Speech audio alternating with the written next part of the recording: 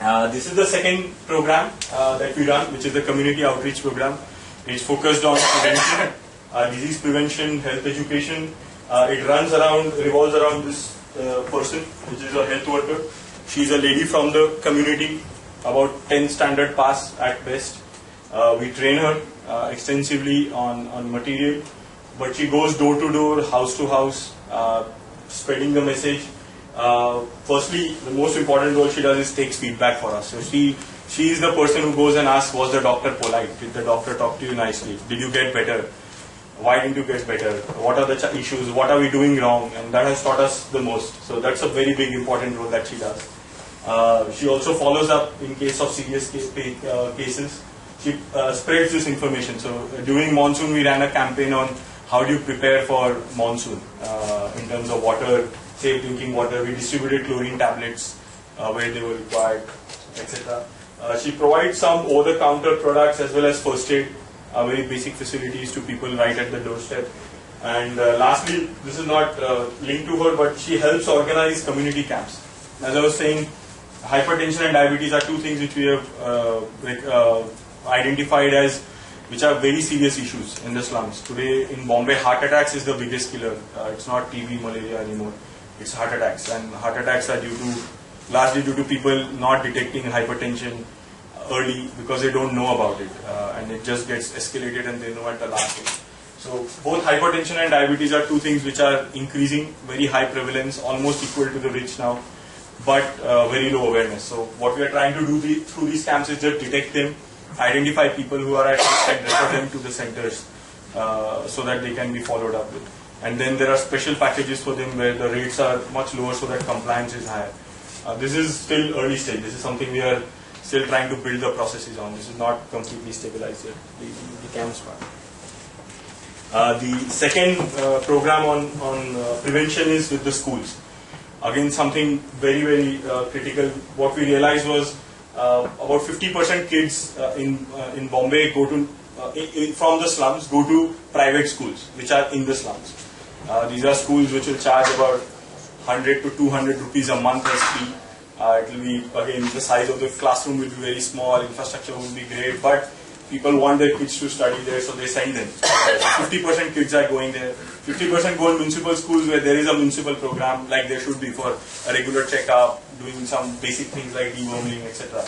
But these 50% who are in private schools, nothing happens. Not even the basic checkup happens in the school. So that's what we try and do through these things, which is actually check height and weight for checking for malnutrition and things like that. Check for anemia, which we found is a very major issue. More than 50% of kids were either moderate or highly anemic. Not mild, or if you add mild, it becomes 80%, but moderate to highly anemic were 50%, which means they needed serious intervention, medical intervention. Eye checkup, whether they can read the blackboard.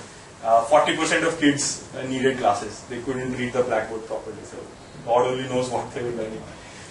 And so we try and address these issues there with them, provide them with medication, and this is a continuous program. There is follow-up. Every month we check for their hemoglobin again, giving them 3 months medication. Same with eyes, provide them with glasses, etc. So this program is, again, the center program is self-sustainable with that 50% discount as I mentioned. So even with that 50% it's self-sustainable. This one we are trying to get there. It's very tough for people then to realize the value of anything that is preventive. So the cost is not that high. It's only 100 rupees per child per year. But it's very difficult to convince parents to get them. But we are beginning to do that a little. Before, parents have to convince the principal and the trustee of the school that you can charge this money, and then the parents come into picture. So it's a sequential process. We are going through that. So quickly, status so far. Of our 10 centers, 11 centers, which is including total catchment population, is about 1 million. We have about 14 schools empaneled.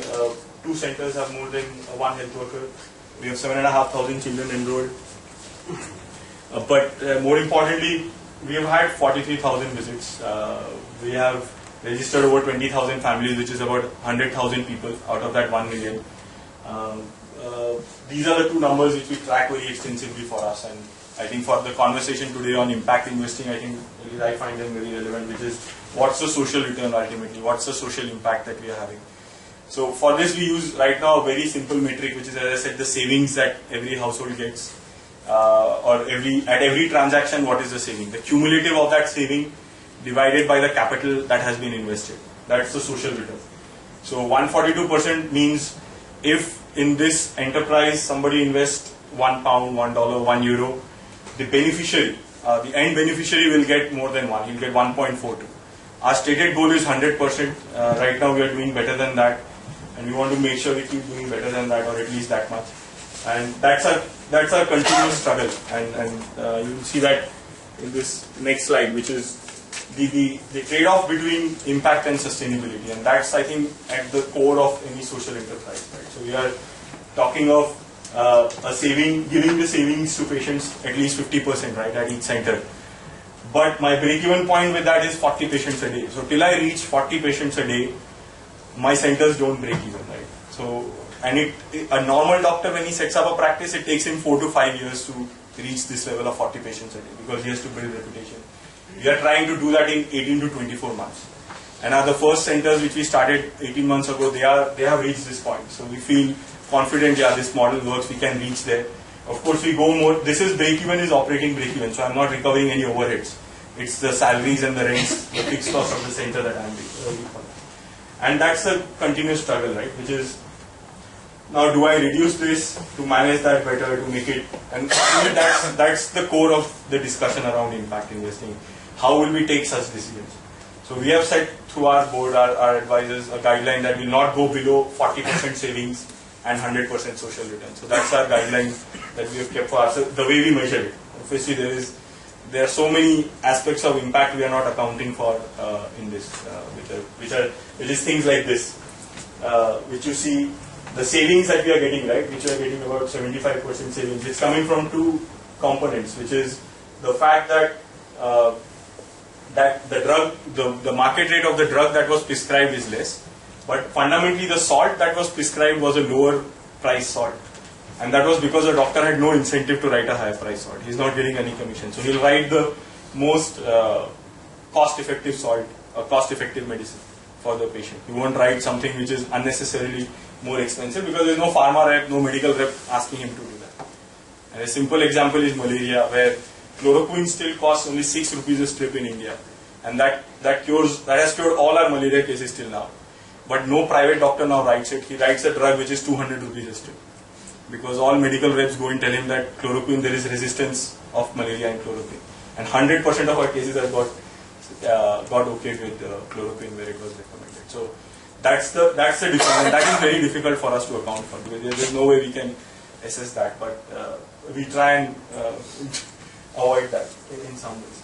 So this is, I think, this is more for debate, but it's a very, I think, personal call. This is where personally the investor and the enterprise has to agree on, get themselves aligned on where is the balance, how will you take these decisions, because yeah, if I raise the price today, I don't think we'll lose volumes in this clinic, because now patients trust us, they are coming, will keep coming, this 40 will become 50, will become 60. If we increase the price by 10%, our profits will go up, our sustainability will be much better, our, if we IPO, our share price will be much better, but it won't be the right thing. So, sorry, just quickly, where we are, we still aspire, go to this last few slides.